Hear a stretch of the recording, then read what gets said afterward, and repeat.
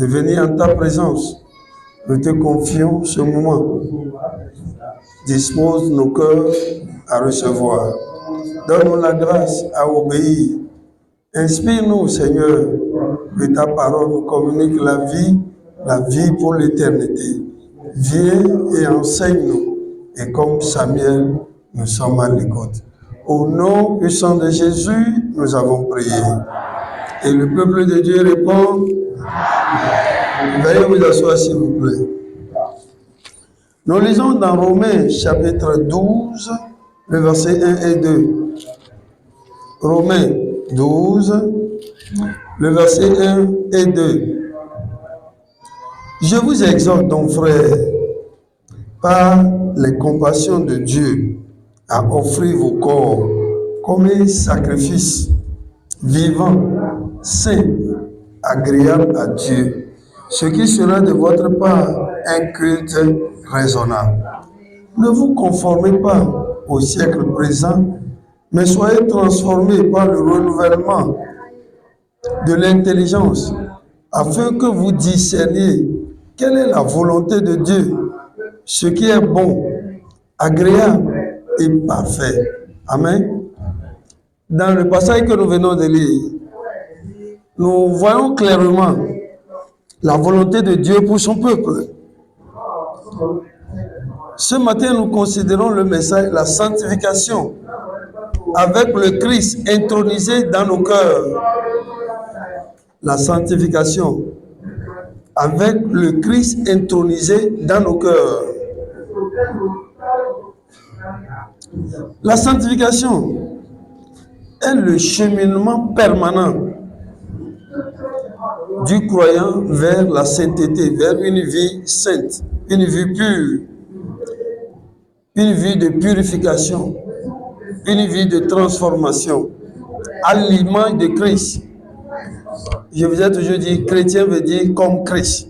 C'est-à-dire que des gens qui ressemblent réellement dans leur façon de se comporter, de s'habiller, de parler, de vivre, ils font exactement comme Christ.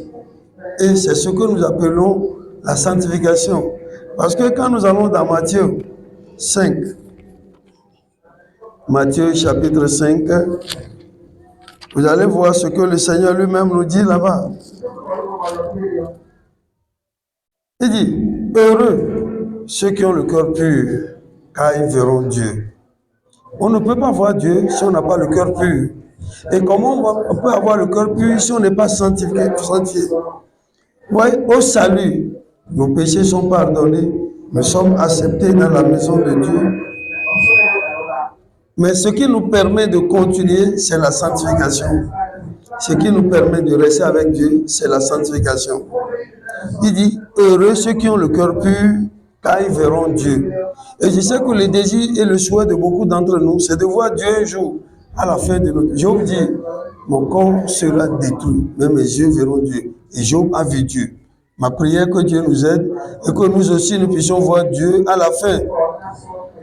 Donc, quand nous parlons de sanctification, nous ne parlons pas d'une doctrine, mais nous parlons d'une opération divine qui se poursuit depuis le moment de notre salut jusqu'à ce que nous nous tenons devant Dieu dans la gloire. Amen. Donc la sanctification est primordiale, est importante dans la vie de tout croyant. Un croyant né de nouveau, mais qui n'est pas sanctifié, ne pourra pas voir Dieu à la fin.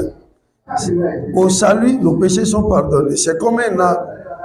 On a coupé là-haut, mais le tronc et les racines sont toujours là.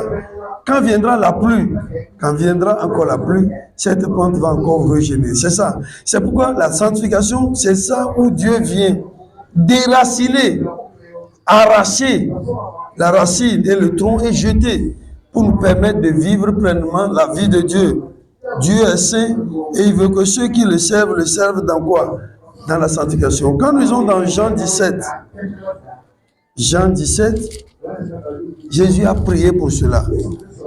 Voyant l'importance de la sanctification, quand Jésus est prêt de quitter les siens, il a prié pour eux. Il a prié pour toi, il a prié pour moi. Jean 17, le verset 17. Il dit, sanctifie-les par ta vérité. Ta parole est la vérité. C'est Jésus qui parle ici. Dans la prière, quand vous lisez Jean 17, Jésus a prié seulement pour les disciples. Et au verset 17, il dit, sanctifie-les par ta parole. Ta parole est la vérité. Alléluia. Il sait qu'il va quitter les siens.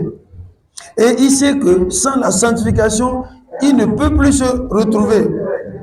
Souvent, lorsque j'officie les cérémonies d'enterrement, j'ai l'habitude de dire que celle que nous sommes venus pour enterrer, ce n'est pas un adieu, mais un au revoir. Pourquoi? Il y a un grand jour de rassemblement de tous les saints.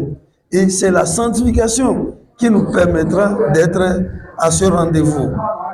C'est pourquoi dans Hébreux 12, le verset 14, il nous dit la même chose. Tous ces passages que nous lisons nous rappellent la sanctification, la sainteté. Il dit, recherchez la paix avec tous et la sanctification sans laquelle personne, aucun pasteur, aucun apôtre, aucun enfant de Dieu, ou n'importe comment, il dit, recherchez la paix. C'est-à-dire vivre en paix avec les gens autour de nous, au service, à la maison, avec nos femmes, avec nos maris. Il dit, recherchez la paix. Un véritable enfant de Dieu est un homme de paix, n'est pas un homme de division. Donc la sanctification est très importante. Il dit, recherchez la paix avec tous. Et la sanctification, sans laquelle personne ne verra Dieu. Qui sont ceux qui veulent voir Dieu à la fin? Moi, je veux voir Dieu. C'est mon désir. Mais il dit, si tu veux voir Dieu, alors tu dois désirer ce matin quoi? La sainteté, la vie de pureté. Sans cela, tu ne verras pas le Seigneur. Et la sanctification, ce n'est pas une option, non. Ça dit que c'est obligatoire. Ça s'impose à nous. Vous voyez, c'est pas facultatif. Les étudiants, il y a certaines matières, on dit c'est facultatif. Un comptable peut dire que le français, il n'en a pas tellement besoin parce que lui, c'est les chiffres. Mais quand tu étudies le droit, est-ce que tu veux dire que le français, c'est facultatif? Non, c'est une obligation. Donc, c'est comme ça la sanctification. Ce n'est pas une option. Ça dit que c'est une obligation. Dis à celui qui est à côté de toi, sans la sanctification, tu es perdu pour toujours. C'est impératif pour nous, c'est obligatoire. Ça s'impose à nous. Pour que nos efforts ne soient pas vains, nous avons besoin de la vie de quoi? De sanctification. C'est pourquoi dans 1 Thessaloniciens 4, l'apôtre Paul est clair là-dessus. Parlant aux Thessaloniciens, il leur a dit l'importance de quoi? De la sanctification. Paul, s'adressant aux Thessaloniciens, leur a parlé de l'importance de la sanctification. Dans 1 Thessaloniciens 4, le verset 3. Quand nous lisons à partir du verset 1 pour arriver à 3, vous comprenez bien. Au reste, frères, puisque vous avez appris de nous comment vous devez vous conduire et plaire à Dieu, et c'est là ce que vous faites. Nous vous prions et nous vous conjurons au nom du Seigneur Jésus de marcher à cet égard de progrès en progrès. C'est-à-dire que c'est une question de tous les jours, de chaque jour. Vous savez en effet quel précepte nous vous avons donné de la part du Seigneur Jésus. Ce que Dieu veut, c'est quoi? Répétez avec moi. Qu'est-ce que Dieu veut? Ce qui suit, ce que Dieu veut, c'est quoi? Je ne vous entends pas là. C'est votre sanctification. C'est que vous vous abstenez de quoi? De l'impudicité. Alléluia. C'est que chacun de vous sache posséder son corps dans la sainteté et quoi? Et l'honnêteté. Sans vous livrer à une convoitise passionnée comme font les païens qui ne connaissent pas Dieu. C'est que personne nuise envers son frère de fraude, de cupidité dans les affaires. Parce que le Seigneur tire vengeance de toutes ces choses. Comme nous vous l'avons déjà dit et l'attesté. Car Dieu ne nous a pas appelés à l'impureté, mais quoi? À la sanctification. Alléluia. Donc vous voyez comment le Seigneur, l'apôtre Paul parle ici. Il dit Dieu ne nous a pas appelés au désordre, au mensonge, à l'injustice, non, mais à une vie de quoi? De pureté. C'est ce à quoi Dieu nous appelle. Dieu nous appelle pour que nos pensées soient comme les pensées de quoi? C'est-à-dire d'introniser Christ dans notre cœur. Alléluia. Que Christ règne en chef, en personne.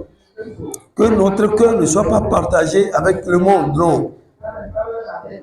Dans 2 Timothée, c'est toujours l'apôtre Paul qui parle. Parlant de la sanctification, de la sainteté, Paul nous parle ici. Dans 2 Timothée 2, 2 Timothée 2, le verset 21.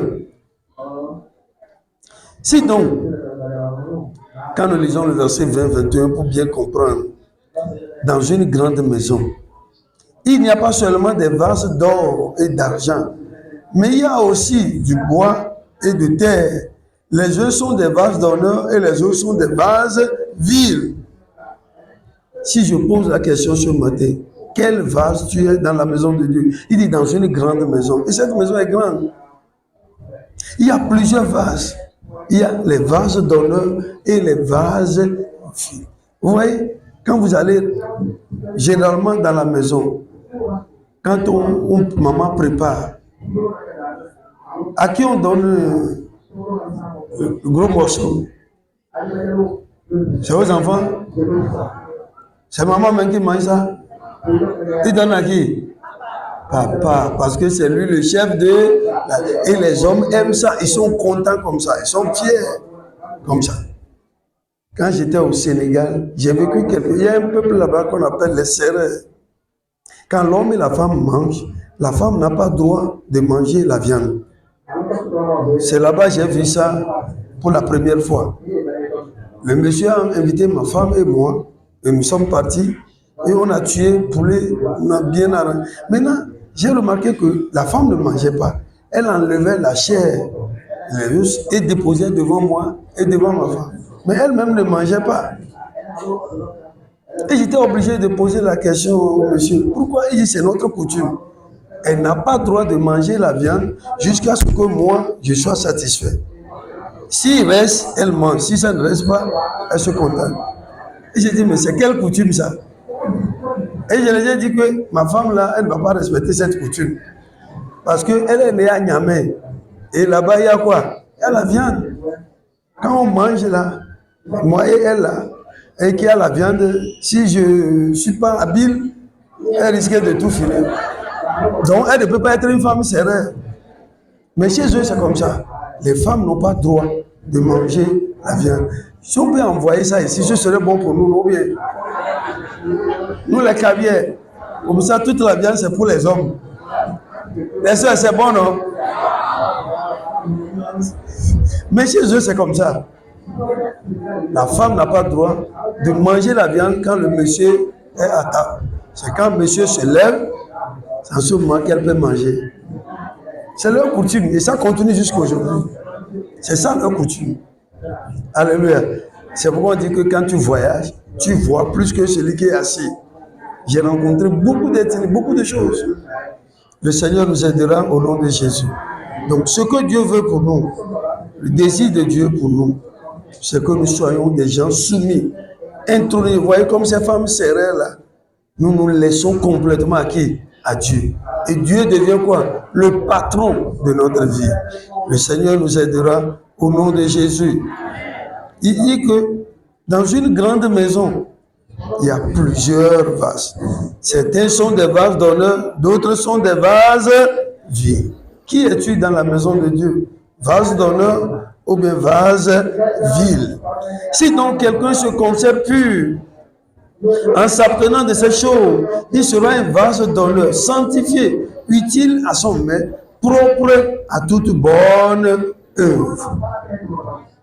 lorsque tu te mets à l'écart, tu te sépares. Le pasteur vient de dire quelque chose tout à l'heure, que si toutes les maisons dans le monde sont des hôpitaux, il y aura toujours quoi? La maladie. Parce que ce monde est pollué, ce monde est plein du péché. Et la seule façon de combattre la maladie, c'est d'être quoi? En bonne santé. C'est d'être sain. C'est d'avoir des comportements vraiment sains. La sanctification est la preuve du règne de Christ en nous. Là où Christ règne, le péché perd son pouvoir. Si Christ règne en toi, alors le péché va perdre son pouvoir dans ta vie. Le péché perd toute son emprise et la justice prévaut. La sanctification est l'aliment par lequel le Saint-Esprit nous donne vraiment la vie. Jésus-Christ a prié pour les croyants, comme je vous l'ai dit dans Jean 17, 17. Il dit, sanctifie-les par ta parole est la vérité. Parce qu'il sait que sans la sanctification, nous ne serons pas au rendez-vous. Nous parlons du ciel. Quand nous allons, je vais vous dire encore quelque chose, l'importance de la sanctification. Si je pose la question, qui sont ceux qui veulent aller au ciel? Est-ce qu'il y a des gens qui veulent aller au ciel ici? Levez la main, je vais voir. Félicitations. Alors, répondez à la question que nous allons lire dans les psaumes. David pose une question primordiale à tous ceux qui s'intéressent un jour, rentrer au ciel, là où habite notre Dieu. Il a posé cette question. Si nous voulons aller au ciel, qu'est-ce que nous devons faire? Et cela est très important pour nous. En tant qu'enfants de Dieu, nous devons comprendre ça. Si tu veux aller au ciel, tu veux vivre avec Dieu, après que tout serait fini ici-bas, alors il y a quelque chose que nous devons faire. Si nous voulons aller au ciel, nous voulons voir Dieu à la fin de toutes choses. Nous lisons le psaume 15, à partir du verset 1. Vous devez répondre à cette question si vous voulez aller au ciel. Ô Éternel, qui séjournera dans ta tente, qui demeurera sur ta montagne sainte. Alléluia. La montagne de Dieu est comment? Il dit, qui pourra aller là-bas? Ce n'est pas la montagne de la main. Les gens grimpent ça. Mais il dit la sainte montagne de Dieu. Qui pourra séjourner là-bas? Qui pourra aller jusque-là? Là où se trouve Dieu? Il donne la réponse. Celui qui mange dans l'intégrité. Celui qui est intègre. Il n'est pas faux. Il ne vit pas dans la fraude. Un homme intègre, droit. Son oui, c'est oui. Son non, c'est non. Celui qui pratique la justice et qui dit la vérité selon son cœur. Il y a la vérité dans son cœur. Il dit la vérité. Il ne calomnie point avec la langue. Il ne fait point de mal à son semblant. Et il ne jette pas l'opprobre sur son prochain. Il regarde avec dédain celui qui est méprisable. Mais il honore ceux qui craignent l'Éternel. Qui pourra aller sur la montagne de Dieu? Seul celui qui craint Dieu. Celui qui connaît Dieu. Et cela est très important. Et quand nous venons dans le psaume 24, le même David pose la question. À l'Éternel, la terre et ce qu'elle renferme, le monde et ceux qui l'habitent, car il a fondé sur les mers et a fermé sur les feux. Le verset 3, il pose la même question. Qui pourra monter à la montagne de l'Éternel? Qui s'élèvera jusqu'à son lieu saint? Alléluia. Celui qui a les mains innocentes et le cœur comment? Souillé? Non, le cœur pur. Celui qui ne livre pas son âme au mensonge et qui ne jure pas pour tromper, il obtient la bénédiction de l'Éternel, la miséricorde du Dieu de son salut. Je vous ai dit que j'ai fait le Sénégal. J'ai remarqué quelque chose là-bas. Ils aiment jurer. Il dit au nom de Dieu. Mais ce qu'il dit au nom de Dieu là, c'est du mensonge. 0 multiplié par 0. Il va même prendre sa doigt, toucher le sol et mettre au nom de Dieu. Mais ce qu'il a fait, c'est du mensonge. Quelqu'un comme ça ne peut pas aller sur la montagne de Dieu. Tu mens comme on boit de l'eau. J'ai un petit frère. Il n'a jamais pris l'avion. Mais quand nous causons, il me parle de l'avion. Toi, tu n'as jamais pris l'avion. Moi, j'ai pris l'avion plus d'une vingtaine de fois. Toi, tu n'es jamais monté dans l'avion. Et j'ai dit, petit frère, toi, tu es une fois entré dans l'avion. Il dit, oui, j'ai dit, tu mens. Pose la question à celui qui est à côté de toi. Est-ce que tu n'es pas comme mon petit frère? Un menteur, diplômé dans le mensonge, doctorat dans le mensonge.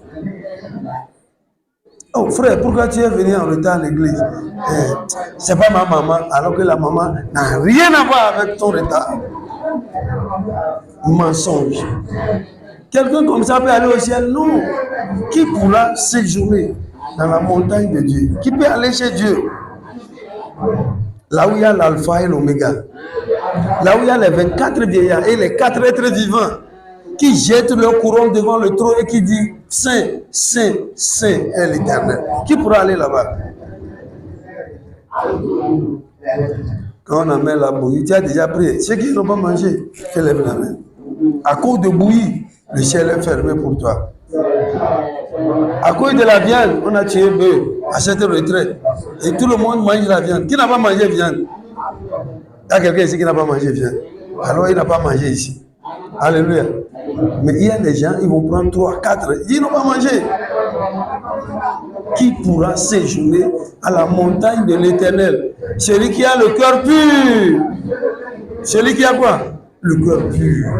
Il dit la vérité. Mon petit frère, il ment comme on boit de l'eau. Quand je suis devant lui, il me ment. Et puis, je sais qu'il ment. Mais si je veux le contredire, on va se quereller. Donc, je dis oui, mais il ment. Et il est content comme ça. C'est quand lui ment là qu'il est content. Il y a des gens comme ça. Quand il ne ment pas là, ils ne sont pas à l'aise. Pose la question à celui qui est. C'est comme ça que tu es. On ne peut pas aller au ciel comme ça. Quand tu mens, hein, toi tu es professeur dans le mensonge. Vous voyez, après le doctorat là, quand tu enseignes au campus là, tu es maître enseignant et puis tu deviens quoi? Maître de conférence et tu deviens quoi? Professeur, c'est le top. Et il y a des gens qui ont leur professorat dans quoi? Dans le mensonge. Madame, est-ce que tu dis la vérité à ton mari? Monsieur, il y a un comédien ivoirien qui disait, il a écrit le nom de ses copines là, il a écrit batterie déchargée, batterie déchargée. Donc quand sa femme voit ça, on appelle, on dit batterie déchargée.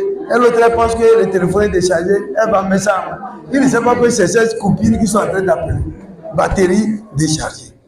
Monsieur, dans ton portable, les noms, tous les noms qui sont dedans, les messages, madame peut tout lire. Sans problème, il n'y aura pas la guerre à la maison.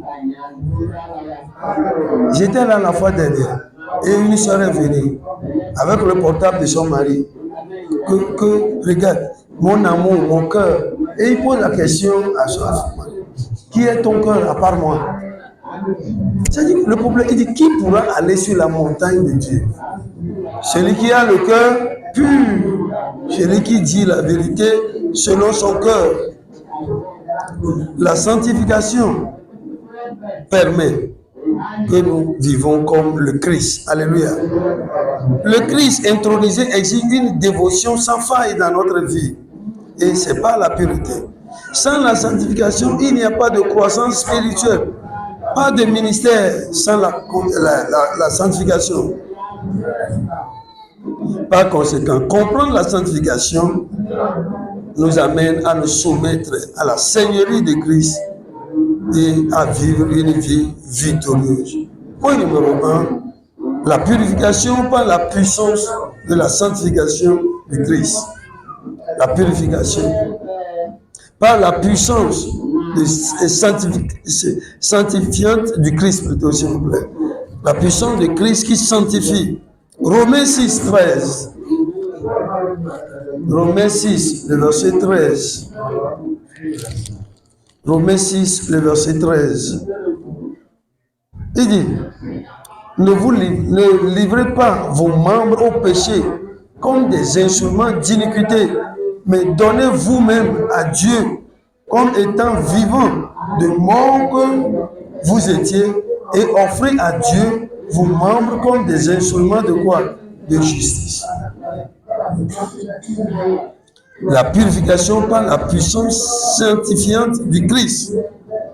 La sanctification commence par l'œuvre purificative de Christ par son sang, se poursuit par la parole et est soutenue par le Saint-Esprit. Sans le Christ, on ne peut pas parler de sanctification. Il est impossible d'être saint sans l'aide de l'Esprit de Dieu. La sanctification est impuissante sans la parole. La sanctification est sans direction, sans le Saint-Esprit. Le Christ, c'est lui qui purifie. Dans 1 Corinthiens 6, 1 Corinthiens 6, nous lisons le verset 11. 1 Corinthiens 6, le verset 11. Nous lisons. Et c'est là ce que vous étiez, quelques-uns de vous.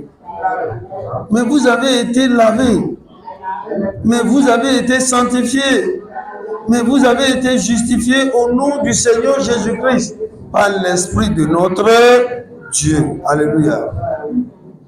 Quand nous lisons le verset 9 à 10, il dit, ne savez-vous pas que les injustes n'hériteront point le royaume de Dieu? Les injustes. Ne vous y trompez pas, ni les impudiques, ni les idolâtres, ni les adultères, ni les efféminés, ni les infâmes, ni les voleurs, ni les cupides, ni les ivrognes, ni les outrageux, ni les ravisseurs n'hériteront point le royaume de Dieu. Ce qu'on vient de citer, s'il y a un, pas deux, un seulement, tu es disqualifié. Donc c'est pourquoi la sanctification est très très très important. Dans 2 Corinthiens 3, 18. 2 Corinthiens 3, 18. 2 Corinthiens 3, le verset 18, nous lisons. Nous tous, qui le visage découvert, contemplons comme dans un miroir la gloire du Seigneur, nous sommes transformés. Alléluia. Nous sommes transformés comment? À la même image, de gloire en gloire, comme par le Seigneur l'Esprit. Alléluia. La sanctification nous donne la nature divine, nous donne la gloire de Dieu dans notre vie. C'est ce que la sanctification fait dans notre vie. C'est ça qui nous permet de vivre et de parler comme Christ. Dans 1 Thessaloniciens 5, 1 Thessaloniciens 5, la sanctification nous permet. 1 Thessaloniciens 5, nous lisons le verset 23, que le Dieu de paix vous sanctifie lui-même. Qui sanctifie? Ce n'est pas nous-mêmes, c'est Dieu qui fait ça.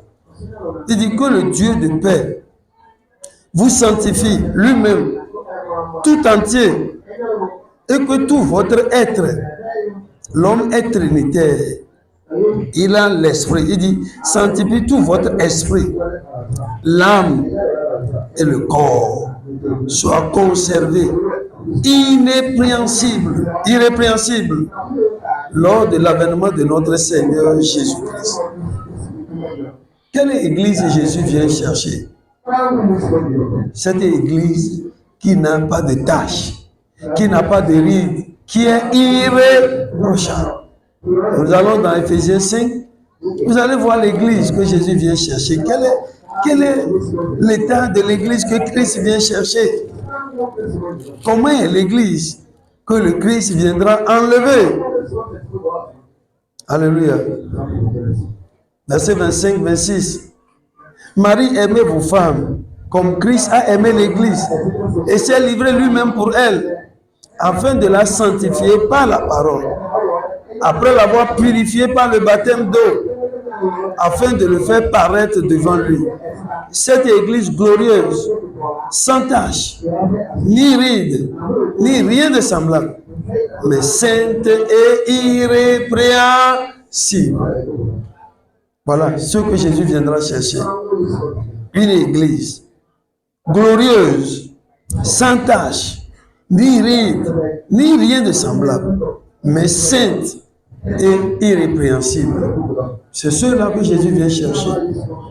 Il ne viendra pas chercher les bagarreurs, il ne viendra pas chercher les lutteurs, il ne viendra pas chercher les querelleurs, il ne viendra pas chercher des gens qui créent des problèmes.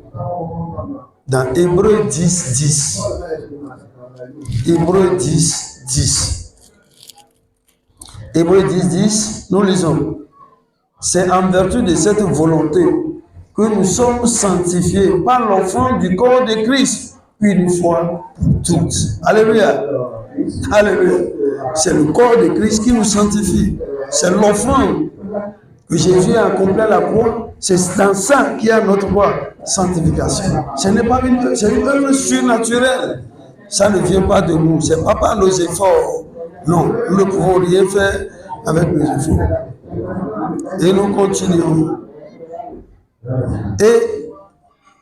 Et tandis que tout sacrificateur fait chaque jour pour le servir et offre souvent les mêmes sacrifices qui ne peuvent jamais ôter le péché, lui, après avoir offert un seul sacrifice pour les péchés, s'est assis pour toujours à la droite de Dieu, en attendant désormais que ses ennemis soient devenus son marchepied. Car par une offrande, il a amené à la perfection tous ceux qui sont sanctifiés. Alléluia. Donc, qui nous sanctifie? C'est le Christ, par son offrande, par la mort, afin qu'il s'est offert comme agneau pascal à la croix. Il nous a apporté quoi? La sanctification. Ce n'est pas une œuvre humaine. Ça ne vient pas de l'homme. Ça vient de lui-même. Psaume 51, verset 10. Psaume 51, le verset 10. Psaume 51, le verset 10. Annonce-moi l'allégresse et la joie, et les os que tu as brisés se réjouiront. Le verset 9 dit, purifie-moi avec l'hysope, et je serai pur. Lave-moi, et je serai blanc, plus blanc que la neige. Donc c'est Dieu qui purifie. C'est lui qui nous lave. Il verse de l'eau sur nous, et nous sommes complètement purifiés. C'est lui. C'est pourquoi Jésus a prié dans Jean 17, 17. Sanctifie-les par ta parole est la vérité. Dans Romains 8, 13 à 14. Romains 8, 13 à 14. Romains 8, 13 à 14, nous lisons. Si vous vivez selon la chair, vous mourrez. Mais si par l'esprit, vous faites mourir les actions du corps, vous vivrez. Car tous ceux qui sont conduits par l'Esprit de Dieu sont fils de Dieu. Est-ce que tu es conduit par l'Esprit de Dieu ou bien par l'Esprit du monde? Cela est très important. La sanctification, c'est l'œuvre que le Saint-Esprit accomplit en nous lorsque nous venons à Dieu et que nous nous laissons à lui. La sanctification enlève la culpabilité et nous enlève le pouvoir de suie du péché, apporte une transformation qui touche tous les domaines de notre vie. Un homme sanctifié a le cœur pur et son esprit est purifié, sa volonté, ses émotions, sa conduite. La sanctification est à la fois instantanée et continue. C'est-à-dire que le jour où tu donnes ta vie à Dieu pour qu'il te sanctifie, il le fait. Mais ça ne s'arrête pas là-bas. C'est un processus continuel jusqu'à ce que tu quittes ce monde. Alléluia. C'est la sanctification qui nous maintient dans la crainte de Dieu. Et la Bible dit la crainte de Dieu, c'est le commencement de la sagesse. Le croyant est mis à part pour Dieu à la sanctification. Comme nous avons 1 Corinthiens 6, 11. Nous avons 1 Corinthiens 6, 11. 1 Corinthiens 6, le verset 11. Et c'est à cela que vous étiez quelques-uns d'eux. Mais vous aviez été lavés, vous aviez été sanctifiés, vous aviez été justifiés au nom du Seigneur Jésus-Christ, par l'Esprit de notre Dieu. Donc la sanctification, c'est ce qu'il accomplit dans nos vies. La puissance purificative de Christ atteint les profondeurs du cœur, de notre cœur, brisant les schémas pécheresses et formant une nouvelle habitude spirituelle. Le croyant est renouvelé dans sa compréhension spirituelle. Il est fortifié. La sanctification implique une coopération. C'est-à-dire qu'on est disponible à travailler avec Dieu. Alors que Dieu fournit la grâce, la force et l'esprit, le croyant doit se soumettre entièrement à son œuvre. C'est-à-dire que c'est Dieu qui le fait, mais il décide de nous que nous nous mettons à la disposition de Dieu. Dieu veut que nous nous voyions pour que le coiffeur vous coiffe. On dit chez nous, tu dois t'amener, tu dois te transporter chez qui? Chez le coiffeur. Et tu vas s'asseoir et tu dis, coiffe-moi. Donc, pour que Dieu nous sanctifie, nous devons nous laisser à lui. Nous devons nous abandonner à lui. Et nous dire, nous ne pouvons rien. Comme Jésus l'a dit, Jean 15. Sans moi, vous ne pouvez rien faire. Rien. On ne peut pas plaire à Dieu si on n'est pas sanctifié. Et pour qu'on soit sanctifié, il faut que tu te laisses à qui? À Dieu. Il dit, venez à moi. Vous tous qui êtes fatigués et chargés, je vous donnerai quoi? Du repos au salut. Mais à la sanctification aussi, c'est la même façon. Disons, Dieu, vraiment, sanctifie-moi. Sanctifie-moi et il le fera. Le Seigneur va nous sanctifier. Quand je me suis donné nouvellement à Dieu, Dieu a utilisé mon frère, mon petit frère, pour m'aider à chercher la sanctification. Quand je prépare et je laisse, nous sommes deux. Et lui, quand je sors pour aller à l'église, il appelle ses amis et il mange tout. Il ne me laisse rien. Et non seulement il mange tout, il ne lave même pas les assiettes. Et maintenant, moi, je reviens de l'église. Je vois que non seulement ce que j'ai préparé, on a tout mangé, on n'a même pas lavé les assiettes. Et quand les gens disent, oh, grand frère, ça là, tu peux laver, non? Moi, j'ai préparé. Toi, tu es venu manger. Tu ne m'as pas laissé. Et tu veux que... Voilà.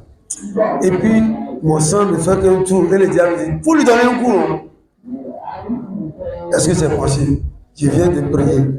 Je viens de l'église. Et puis, je vais me mettre à me bagarrer.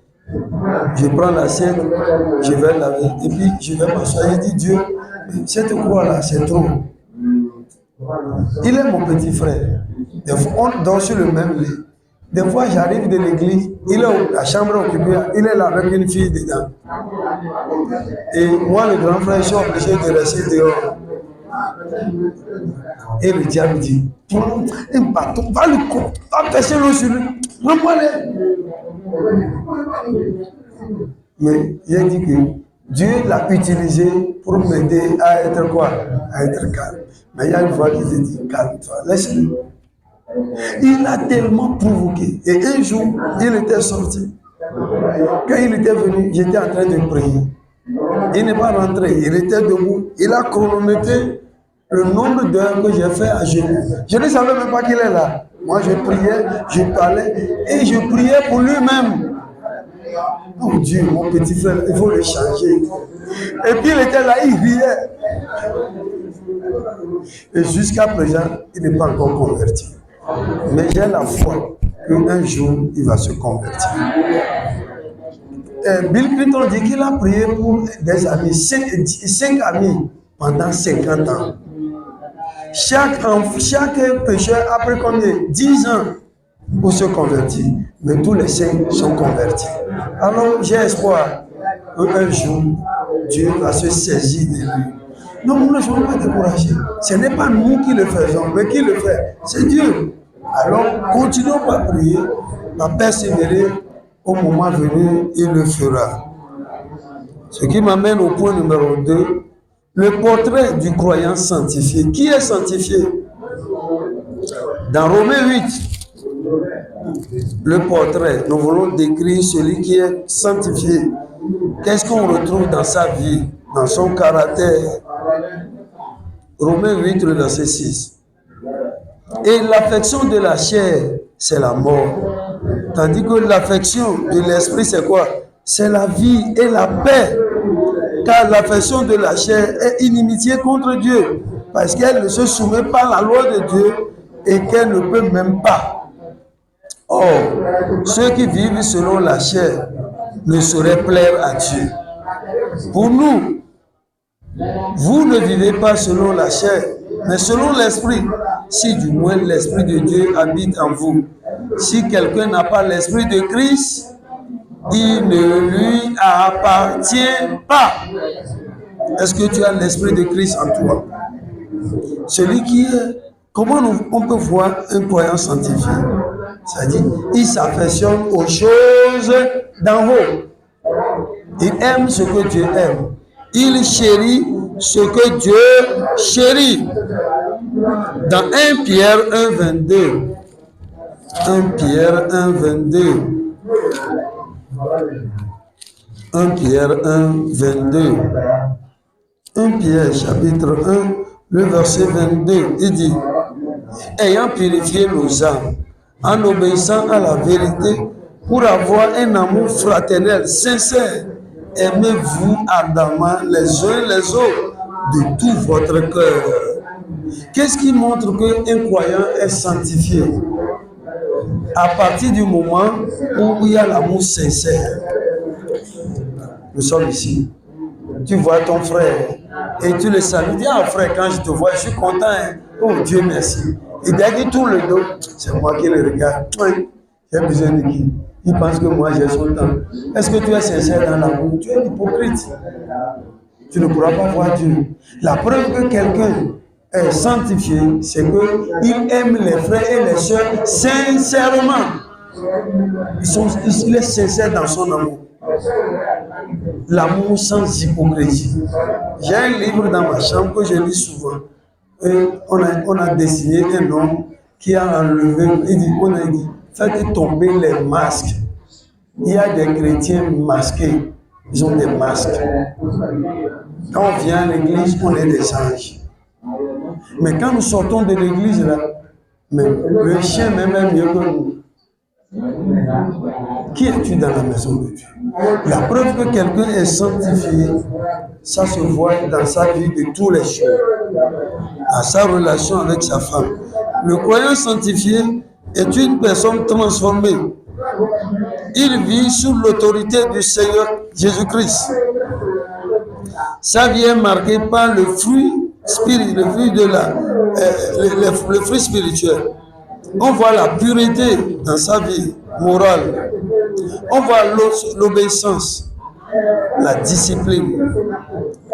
La sanctification est visible. Elle se manifeste dans le caractère, dans l'attitude, dans la parole, dans les relations, dans les priorités et dans le mode de vie. Lorsque Christ est intronisé dans le cœur d'un croyant sanctifié, il devient le reflet de la nature de Christ. Le croyant sanctifié marche dans l'amour. L'amour pour Dieu, l'amour pour les frères et sœurs, l'amour pour sa femme, l'amour pour ses enfants. Car la sanctification purifie le cœur. C'est quelqu'un qui marche, non seulement il a l'amour, il dit la vérité. Avec le portable aujourd'hui, on est devenus des menteurs professionnels. Vous êtes d'accord avec moi? On t'appelle, tu es où? Oh, je suis à Bethel, alors que tu es à Bia. Tu dis que tu es... Mais ce que les gens ne savent pas, avec le portable, avec la géolocalisation, on peut te localiser. Un mari a appelé sa femme. Sa femme était avec ses amis à un autre endroit. Il dit à son mari qu'il est chez sa maman. Et le mari dit, moi je sais où tu es. J'ai activé la géolocalisation et j'ai localisé ton portable. tu es à tel endroit. Et elle a une honte. Ouais, avec vos portables, je peux savoir où vous êtes si je veux. Qu'est-ce que j'ai dit? Je peux savoir où vous êtes réellement avec le portable. Alors cessez de mentir. Le croyant sanctifié ne ment pas. Il dit la vérité. Il est transparent. Il n'est pas noir. Quand tu le vois, il est blanc. Ce que tu vois, ce qu'il dit là, c'est ce qu'il y a dedans. Il n'est pas hypocrite. Quelle est la preuve que quelqu'un est sanctifié? Il a l'amour pour son prochain, l'amour pour ses enfants. Je connais déjà, quand je sors, vous allez voir des messieurs, ils vont dans les bistrots, ils vont payer viande 20 000 francs, billets plus de 10 000, avec ses amis, ils vont manger, ils vont boire. Et quand il vient à la maison, madame prépare le repas, enlève-moi ça, parce qu'il n'y a pas la viande. Tu as donné l'argent pour la viande, et tu veux qu'on te donne la viande. Tu as mangé la viande dehors. Mais ta femme et tes enfants n'ont pas trouvé de viande à manger. Ça, ce n'est pas une vie sanctifiée. Une vie sanctifiée, moi, quand j'ai quelque chose dans la poche, ce n'est pas pour moi seul, c'est pour moi et mes enfants. Un homme sanctifié ne mange pas lui-même dehors quand ses enfants dorment affamés. Un homme sanctifié s'habille bien, sa femme aussi s'habille comment? Bien. Il y a des maris ici, vous les voyez propres, bien habillés, mais va voir leur femme, très sale. Même le décès dans leur pagne là, est en train d'être effacé. Où est l'amour de Dieu? Si tu aimes, le commandement c'est que tu aimeras Dieu de tout ton cœur. Quel est le deuxième commandement? Et tu aimeras ton prochain comme toi-même. Quelqu'un qui aime Dieu, qui sont ceux qui aiment Dieu? Vous aimez Dieu. Levez bien la main, pas comme ça. Ceux qui aiment Dieu. Maintenant, baissez vos mains. Pose-lui la question. C'est vrai que tu aimes Dieu? Est-ce que tu m'aimes? Non, pose la question. Si c'est vrai que tu aimes Dieu, est-ce que tu m'aimes? Regarde-moi. Il faut qu'il te regarde. Tu dis que tu aimes Dieu, non? Est-ce que moi qui est à côté, est-ce que tu m'aimes? Non, entre nous là. Tu aimes ton frère? Tu aimes ton frère? Hein? C'est vrai ça? C'est vrai? Non, on ne s'aime pas. Quand tu aimes ton frère, on est en train de partager la nourriture. Et quand on arrive, toi, c'est fini. Lui n'a pas eu. Celui qui aime, qu'est-ce qu'il fait? Il partage. Il dit, on va partager ça. Ah, tu n'as pas eu. Va à la cuisine voir. Où est l'amour? Celui qui aime. Qui a vu Dieu? Levez la main. Qui n'a pas vu Dieu? Il est Kabien, il est Moba. Dieu est comment? Nous ne voyons pas Dieu, mais nous voyons qui? Nos frères. Les gens seront étonnés au dernier jour. Vous avez vu l'histoire où Jésus disait, j'ai eu faim, vous ne m'avez pas donné à manger. J'ai eu soif, vous ne m'avez pas donné. Et ils vont dire, Jésus, quand est-ce qu'on t'a vu? Il y a un pasteur qu'on a affecté à une nouvelle église, une grande église, de plus de 10 000 fidèles. Et le pasteur, il a porté des rayons. Le jour où on devait le présenter à l'église, il a porté ta veste bien, mais il a porté des rayons sur ça. Il a laissé son cheveu comme quelqu'un qui est fou. Et il est parti s'asseoir devant l'église. Et quand les gens disent, toi, quitte ici, qui t'a appelé ici? Et il riait au-dedans de lui. Et tout le monde est passé, personne ne s'est arrêté et dit, oh monsieur, tu as faim, qu'est-ce que tu cherches? Personne. Maintenant, le moment est venu. Le modérateur de la cérémonie a commencé par dire, le moment est venu, on va vous présenter votre nouveau pasteur. Et on a appelé le nom du pasteur. Et il est rentré avec les rayons. Et il a enlevé les rayons. Il dit, c'est moi votre pasteur. Mais vous tous, vous avez échoué lamentablement. Viens voir les pleurs. Moi, j'appelle ça des pleurs de crocodile. Des pleurs de caïman. Toute l'église est mis. Il dit, vraiment, c'est comme ça que nous sommes. Des hypocrites. Et beaucoup seront surpris au dernier jour. Les gens viennent chez nous, ils nous demandent à manger. Nous les maltraitons alors que des fois c'est Jésus. Et le pasteur avait raconté une histoire. Il y a une soeur qui aime tellement Jésus. Et Jésus lui a donné que demain je serai chez toi à midi. Et elle est partie préparer, tuer pour gagner le. À midi, Jésus n'est pas là. Il pensait que Jésus venait comme le pasteur David, bien habillé et propre. Mais vous savez qui est venu? Jésus a envoyé un mendiant portant des rayons. Mais c'était Jésus. Et à midi pile, le mendiant était là-bas. Il a frappé la porte. La soeur a ouvert la porte. Il dit, tu sais qui? Il dit, elle a donné son nom. C'est toi, Michel. J'ai rendez-vous avec toi. Moi, avoir rendez-vous avec toi. Allez, elle a fait la porte. Et Jésus a ri. Elle a attendu. 1h, 13h, 14h, 16h, 17h, 18h. Et elle est fâchée. Elle est pas dedans. Jésus, tu m'as dit qu'à midi, tu seras chez moi. Et j'étais attendu, j'ai préparé. Tu n'es pas venu. Et Jésus lui dit, calme-toi. À midi pile, j'étais là. Le mendiant qui a frappé à ta porte, c'était moi. Mais tu m'as renvoyé. J'étais venu, tu m'as renvoyé. Écoutez-moi bien. Nous serons surpris au dernier jour. Nous serons comment? Surpris. Nous méprisons des gens sur la route. Même nous ne savons pas qui ils sont. Il y a des gens qui se déguisent comme des mendiants, mais ils ne sont pas des mendiants. Hier seulement, je regardais quelque chose que quelqu'un m'a envoyé. Il y a une femme riche, très riche. Elle a porté des rayons et son véhicule, son chauffeur est derrière loin et puis elle marche. Et elle est venue chez un homme qui était bien habillé. Il dit, est-ce que je peux avoir quelques coins pour manger? Il est fou le gars ici. Toi comme ça, là, tu n'as pas les mains pour travailler. Tu n'as pas de pieds. Il a renvoyé. Elle est partie. Une deuxième personne, une troisième personne, une quatrième personne. Il y a un monsieur pauvre là. Le pain qu'il mange, c'est quelqu'un qui lui a donné. Et la boisson, c'est quelqu'un qui lui a donné. Et c'est tout ce qu'il a pour la journée. Et la dame s'est approchée et dit, pardon, j'ai fait. Est-ce que tu peux me donner un peu de ton pain? Et le monsieur dit, c'est tout ce que j'ai pour toute la journée. Si je mange ça là, il n'y a plus rien. Et tu me demandes de te donner. La dame dit, pardon, elle tient son ventre. Donne-moi un peu. Il a regardé, il dit, ok. Il a pris la moitié, il lui a donné. Il a pris la boisson, il a remis. Il dit, tu m'as donné? Il dit, oui. Il mange. Et quand il mangeait, il causait, la dame lui a dit, moi, je ne suis pas pauvre. Tu vois le véhicule garé là-bas? C'est mon véhicule, c'est mon chauffeur qui est dedans.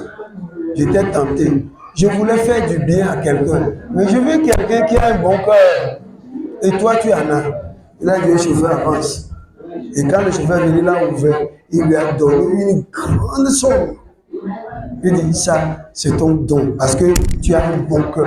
Heureux ceux qui ont le cœur pur. Quand ils verront qui? Dieu! Pose la question, est-ce que tu as le cœur pur? Est-ce que ton cœur est pur?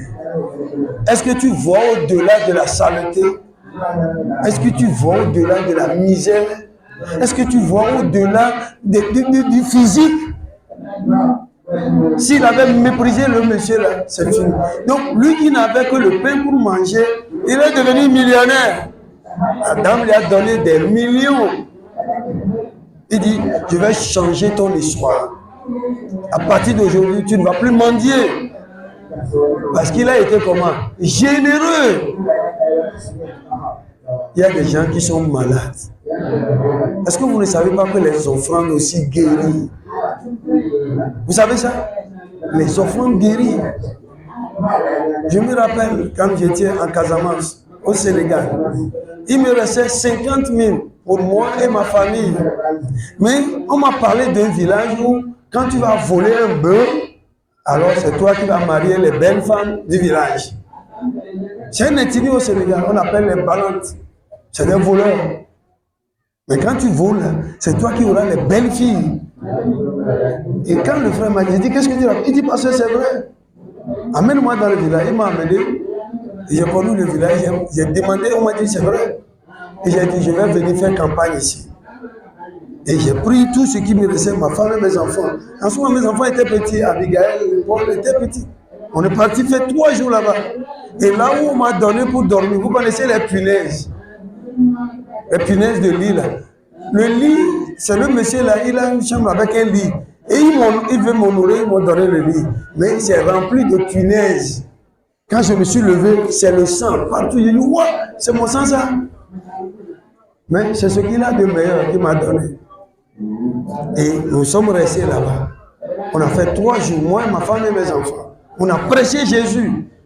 Et on les a dit que voler, c'est quoi? C'est péché. Et on les a dit de venir à Jésus, il va transformer leur vie.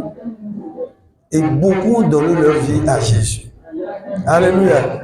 Et il y a une grande église dans ce village-là, vie profonde. L'autre fois, ils m'ont appelé, ils ont dit qu'ils ont construit une grande église. J'ai dit Alléluia.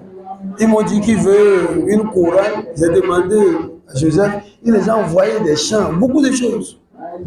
Et l'année passée, quand j'ai fait accident, ils m'ont envoyé 75 000. Ce que j'ai semé, c'est ce que je suis en train de faire quoi? De récolter.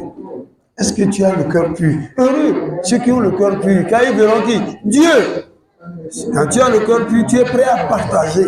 Même ton dernier, ce que tu as de plus cher, tu partages. Et chaque jour, ils m'appellent. Lors de la retraite, je les ai envoyé le programme. Je les ai envoyé tout ce qu'il faut. Et quand ils voient ça, ils montrent, ils disent, ah, c'est papa ça. Ce que nous faisons ici, là, je vais les envoyer. Et quand ils verront, ils vont dire, ah, si papa travaille, nous aussi on va faire quoi? On va travailler. Qu'est-ce que tu fais pour le royaume? Tu fais quoi pour le royaume? Jésus t'a sauvé. Qu'est-ce que tu fais pour que les autres qui ne connaissent pas Jésus soient sauvés? La sanctification fait que nous aimons nous-mêmes, nous aimons Dieu, mais nous aimons aussi quoi? Les autres. Est-ce que tu aimes les autres? C'est-à-dire que tu es obéissant à la parole de Dieu. Ta mentalité est renouvelée. Avant que nous prions, nous allons à la 3e partie. La persévérance avec le Christ intronisé chaque jour dans notre vie. La persévérance. Proverbe 4, 23. Proverbe 4, 23. Proverbe 4, 23. Lorsque quelqu'un est sanctifié, il persévère dans sa marche chrétienne avec Dieu. Il persévère dans cette vie de justice. Proverbe chapitre 4, le verset 13. Proverbe 4, le verset 13. Nous lisons. Retiens l'instruction, ne t'en dessaisis pas. Garde-la, car elle est ta vie. Alléluia. Ça dit que celui qui est sanctifié, il garde l'instruction, il garde la parole. Jésus dit, si vous m'aimez, gardez mes commandements. À ceci, tous connaîtront que vous êtes mes disciples. La sanctification n'est pas un événement ponctuel, mais c'est un cheminement quotidien. Même les sanctifiés doivent persévérer. C'est pourquoi Jésus dit, veillez, priez, afin de pouvoir résister à la tentation et garder Christ sur le trône en permanence. La persévérance est l'engagement du croyant à rester fidèle à Dieu, à la parole, à l'Esprit de Dieu, à tout moment. La sainteté nous aide à maintenir notre marche chrétienne, à renforcer et à développer notre capacité à aimer Dieu plus que tout. Les croyants persévérants gardent leur cœur. Proverbe 24, le verset 23 que je viens de lire, le verset 13 plutôt que je viens de lire. Retiens l'instruction, ne t'en dessaisis pas. Garde-la, car elle est ta vie. Tu gardes la parole de Dieu. Tu gardes, tu persévères. La sainteté est maintenue, renforcée et développée par la sanctification. Le croyant persévérant garde son cœur, veille contre la tentation. Matthieu 26, 41. Matthieu 26, 41. Matthieu 26, 41. Matthieu 26, le verset 41. Nous lisons. Ensuite, il dira à ceux qui seront à sa gauche, retirez-vous de moi, maudits, allez dans le feu éternel qui est préparé pour le diable et pour ses anges. Alléluia. Le croyant sanctifié, on ne le renvoie pas. Alléluia. Il ne sera pas comment renvoyé. Il est gardé. C'est-à-dire que celui qui maintient cette vie de sainteté, qu'est-ce que le Seigneur lui dira? Le verset, alors le roi dira à ceux qui seront à sa droite, le verset 30, vous qui êtes bénis, mon Père, prenez possession du royaume qui vous a été préparé dès la fondation du monde. Ah, j'ai eu faim et vous m'avez donné à manger. J'ai eu soif et vous m'avez donné à boire. J'étais étranger et vous m'avez recueilli. J'étais nu et vous m'avez vêtu. J'étais malade et vous m'avez visité. J'étais en prison et vous êtes venus vers moi. Les justes lui diront, Seigneur, quand avons-nous vu avoir faim et t'avons-nous donné à manger, avoir soif et t'avons-nous donné à boire? Quand avons-nous vu étranger et t'avons-nous recueilli? Ou nuit et t'avons-nous recueilli? Quand avons-nous vu malade et en prison et sommes-nous allés vers toi? Et le roi lui répond, je vous le dis, toutes les fois que vous avez fait ces choses à l'un de ces plus petits de mes frères, c'est à moi que vous les avez faites. Ensuite, il dira à ceux qui sont à sa gauche, voyez, ceux qui n'ont pas répondu, ceux qui n'ont pas le cœur pur, ceux qui ne sont pas lavés dans le champ. La question avant que est-ce que tu es sanctifié? Ton prochain. Tu aimes la maison, l'œuvre de Dieu? Tu aimes le service de Dieu? Est-ce que tu sers Dieu de tout ton cœur, sans arrière-pensée? Heureux ceux qui ont le cœur pur, car ils verront Dieu. Tu as donné 1 million pour ce temple. Et si tu n'as pas le cœur pur, tu n'iras pas au royaume. Et ceci est très important. Je prie le Seigneur et qu'il nous aide et que nous comprenions que, en tant qu'enfant de Dieu, on a besoin, après le salut, nous devons chercher quoi? La sanctification. Es-tu sanctifié? Est-ce que ton cœur est circoncis? Tu es libre du péché, tu ne luttes pas avec le péché. Tenons-nous sur nos pieds et nous allons prier. La sanctification est importante si nous voulons voir Dieu au dernier jour. Pourquoi ne pas tenir sur nos pieds et parler à Dieu? Parle au Seigneur, élève ta voix et dis à Dieu, viens à mon secours. Dis au Seigneur, viens, aide-moi. Sans toi, je ne peux rien faire. Je vous ai dit que c'est une œuvre que fait Dieu par son esprit, par sa parole. Alors invoque-le maintenant. Tu es né de nouveau, ça ne suffit pas. Est-ce que tu es sanctifié? Dis Dieu, sanctifie-moi. Sanctifie-moi par ta parole. Jésus a prié pour ça. Dans Jean 17, il dit, sanctifie-les par ta parole. Ta parole est la vérité. Le Seigneur peut nous sanctifier. Il veut vous sanctifier. Alors allons au Seigneur dans la prière, dans l'intercession, dans la confession. Supplie-le de venir à ton secours. Dis Dieu, sans toi je ne peux rien. Tu es sacrifié pour moi, alors viens me sanctifier. Sanctifie-moi par ta parole. Libère-moi de l'esclavage, du péché et du mal. Détruis en moi la volonté propre. Rends-moi humble. Remplis-moi de ton amour. Que je puisse t'aimer et aimer aussi mon prochain. Tu dis tu aimes Dieu. Est-ce que tu aimes ton frère? Est-ce que tu aimes ta femme? Tu aimes ton mari? Est-ce que tu aimes tes enfants? La sanctification te donne le cœur de Dieu. Un homme sanctifié, une femme sanctifiée, il a le cœur de Dieu. Alors prie le Seigneur. Invoque-le maintenant. Invoque-le. Il est là. Il le fera. Il va le faire. Il le fera. Sanctifie-moi. Oh mon Dieu, viens à mon secours. Lave-moi ce matin. Que le sang qui a coulé à la croix me lave. Lave-moi. David dit, qui pourra aller sur la montagne de Dieu? Celui qui a le cœur pur. Est-ce que tu as le cœur pur? Il dit, recherchez la paix avec tous les hommes. Celui qui est sanctifié ne se bagarre pas avec les gens. Il ne garde pas rancune. Il n'est pas colérique. Il n'injure pas les gens n'importe comment. Il n'abuse pas, il n'opprime pas les gens. Prie le Seigneur. Sanctifie-moi. Accorde-moi un cœur sanctifié, un cœur purifié, un cœur lavé, un nouveau cœur, un nouveau cœur. Là où la suie n'a pas sa place, là où le mensonge n'a pas sa place, là où les fraudes. Rends-moi intègre, comme Job, comme Joseph, comme Daniel. Rends-moi intègre. Un homme sanctifié, c'est un homme intègre, un homme juste, un homme véridique. Il dit la vérité selon son cœur. Ce n'est pas un menteur, ce n'est pas un truand, ce n'est pas un voleur. Parle à Dieu. Dis à Dieu, sanctifie-moi. Sanctifie-moi. Libère-moi. Je veux être comme toi. Nous le chantons dans nos chants. Être comme toi, Seigneur Jésus, Rédempteur béni. Dis, Seigneur, je veux être comme toi. Rends-moi et que je sois semblable à toi, à ton image.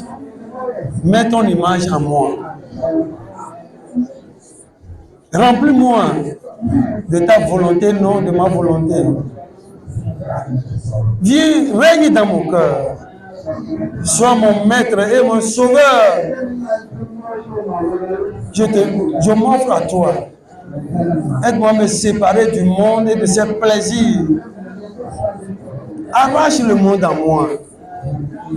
Aide-moi à t'aimer par-dessus tout. Parle au Seigneur. Être comme toi, Rédempteur béni. Mets ton image en moi. Je veux te ressembler chaque jour. Au travail, au marché, dans les rues, à vos services. Partout où je me trouve, Seigneur. Que je puisse être réellement ton ambassadeur, digne de ce nom. Que les gens voient ma vie, ma façon de faire et qu'ils viennent à toi. Que ma vie ne chasse pas les gens, n'éloigne pas les gens. Aide-moi, oh Dieu. Divin Maître, viens à mon secours. Soutiens-moi et aide-moi. Au nom de Jésus, nous prions. Seigneur, nous voulons te dire merci. Merci pour ce moment béni. Et quand nous sommes venus et nous avons crié, lave-nous, sanctifie-nous, aide-nous à être purs, prépare-nous pour ton retour, à être purs de cœur. Tu as dit, heureux ceux qui ont le cœur pur, car ils te verront.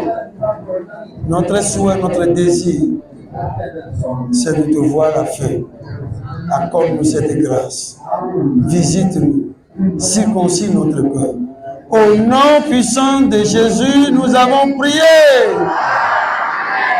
Merci, que Dieu bénisse.